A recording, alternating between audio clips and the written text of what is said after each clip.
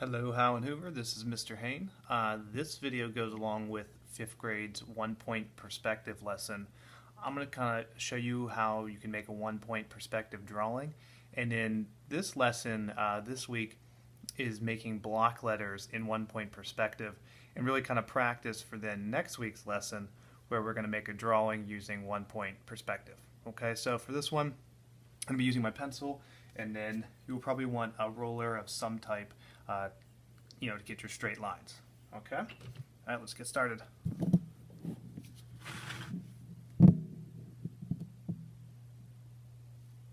Okay. So there's a couple things that we need to know when we're making a 1-point perspective drawing, or really any perspective drawing. The one is, let's make a rectangle so we know our paper that we're working in.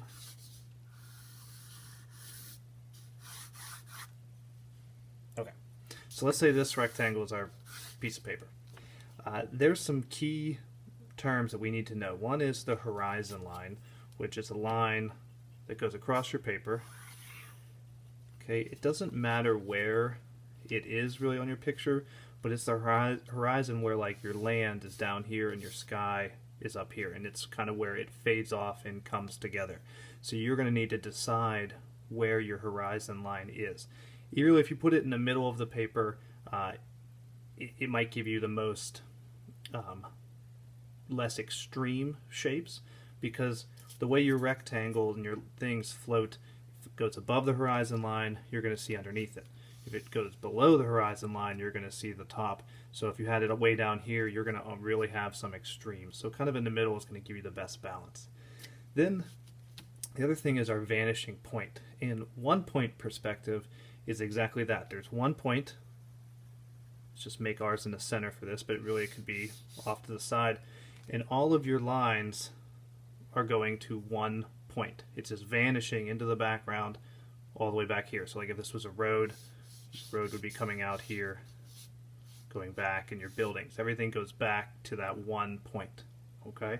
And that's important because, let's say, switch to a smaller ruler. If I have a rectangle that's floating up here, okay, my vertical lines, my up and down lines, are always straight up and down. Okay, so I'd have, let's say I'm going to make a rectangle box. These are always going to be up and down. Okay, straight up and down.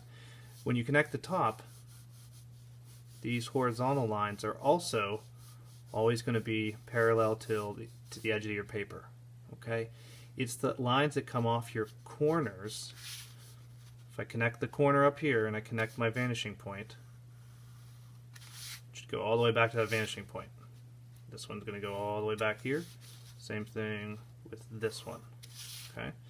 Then you just would decide how far the depth of each block that you want to make. So, say if I want to make one here, again straight up and down with that line. Connect this one here again. It goes horizontally straight across. So now I have my rectangle floating in space. I could erase these lines. Okay, and it's going back to that one point. If I have one below, say make a rectangle here. Again, connect the corners. The corner lines are always the lines that go back to your vanishing point in 1-point perspective. Okay.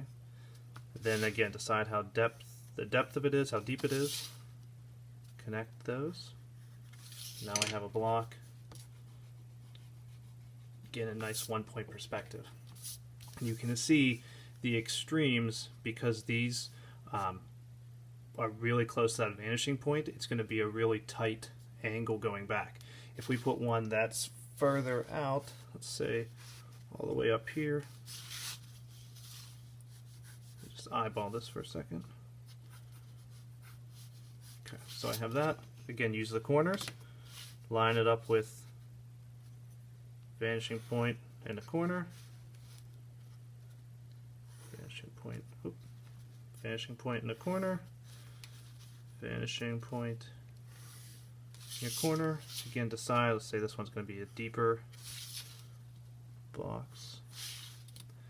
There we go. Because it's all the way out here on the side, again, you're seeing more of that side of the block. So if it's dead in the center, you would only see the front face of it.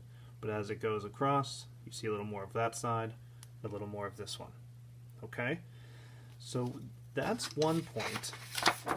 What I want you to do for your lesson